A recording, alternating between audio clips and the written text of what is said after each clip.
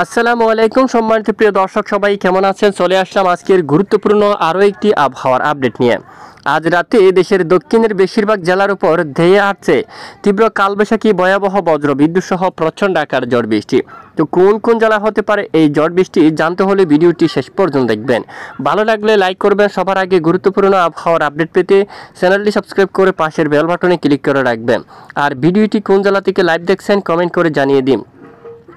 এই মুহূর্তের আপডেটে আমরা দেখতে পাচ্ছি আজ কিন্তু দুপুরে পরপর বিকেলে বেশ কিছু এলাকায় শক্তিশালী কালবৈশাখী মেঘ তৈরি হয়েছে। ঢাকা বিভাগের দক্ষিণের অনেক এলাকায় হালকা মাঝারি ধরনের বৃষ্টিপাত হতে দেখা গেছে। ইতিমধ্যে মাদারীপুর থেকে শুরু করে রায়পুর, গুরুনাদি, হাজীগঞ্জ, লাকসাম সহ অনেক এলাকায় বৃষ্টিপাত চলমান রয়েছে এবং ধীরে ধীরে ভোলা সহ বরিশাল, কাউখালী, বোরহানদী, এদিকে লালমোহন, মির্জাগঞ্জ, চরপেশন এখানে কিন্তু প্রভাব ফেলতে শুরু করছে এবং কয়েক ঘন্টার মধ্যে মূলত আজ সন্ধ্যা থেকে রাতের মধ্যে বরিশাল বিভাগের অনেক এলাকায়, চট্টগ্রাম বিভাগের অনেক এলাকায় হালকা থেকে মাঝারি, কিছু কিছু এলাকায় বজ্রসহ ভারী বৃষ্টিপাত হওয়ার সম্ভাবনা থাকবে।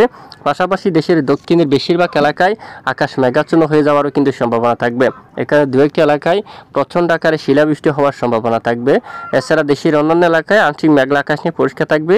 ঢাকা বিভাগের উত্তরাঞ্চলে সামান্য মেঘের আনাগোনা থাকবে, যেমনটা ময়মনসিংহ বিভাগ।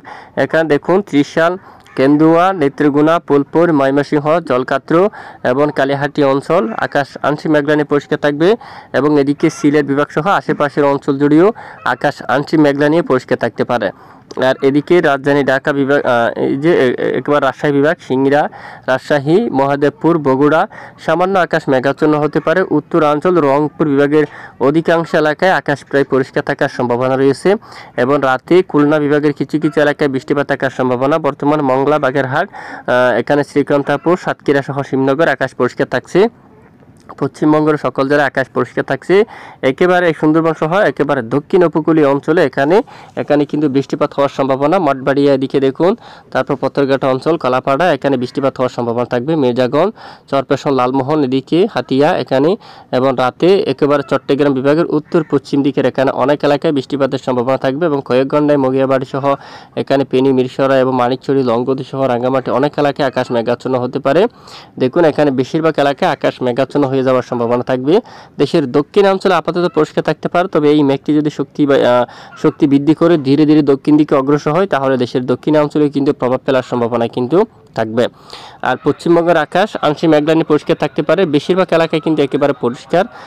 এদিকে কোলাঘাট, খড়গপুর, আরামবাগ, কলকাতা, চন্দননগর, শান্তিপুর, বর্ধমান, বাঁকুড়া, দুর্গাপুর, পুরুলিয়া সহ অনেক এলাকায় পরিষ্কার আকাশ, সামান্য মেঘের আনাগোনা থাকবে। আপাতত তেমন ঝড় বৃষ্টিপাতের সম্ভাবনা নেই।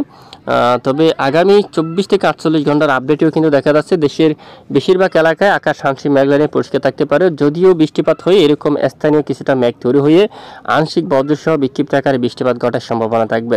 এছাড়া পরবর্তী 12, 13, 14 তারিখ নাগাদ দেশের উপর নতুন করে আবারও কালবৈশাখী ঝড় বৃষ্টিপাত শুরু হওয়ার সম্ভাবনা থাকবে। তখন কিন্তু চট্টগ্রাম বিভাগের উত্তরাঞ্চল থেকে শুরু করে কুমিল্লা, বরিশাল, মতিরহাট, ফরিদগঞ্জ, সেনবাগ, রাজধানী ঢাকা, আগরতলা, হাজীগঞ্জ, তার ব্রাহ্মণবাড়িয়া, এখানে কাউখালী, সিলেট সহ এখানে অধিকাংশ এলাকায় কালবৈশাখী তীব্র বজ্রসহ বৃষ্টিপাতের সম্ভাবনা থাকবে এবং নতুন করে 14 ও 15 তারিখ নাগাদও দেশের বিভিন্ন এলাকায় কালবৈশাখী ঝড় বৃষ্টিপাত শুরু হওয়ার সম্ভাবনা থাকবে। আপাতত দেশের বেশ কিছু এলাকায় অস্বস্তিকর গুমট ব্যবসা গরম রয়েছে, তা আরও কয়েকদিন অব্যাহত থাকবে এবং ধীরে ধীরে গরমের মাত্রা বা তীব্র ব্যবসা ঘুমট গরম কিন্তু আরও কিন্তু বৃদ্ধি পাওয়ার সম্ভাবনা থাকবে। তো দেখুন এই হচ্ছে আজকের গুরুত্বপূর্ণ আপডেট। এতক্ষণ আমাদের সঙ্গে থাকার জন্য অসংখ্য ধন্যবাদ।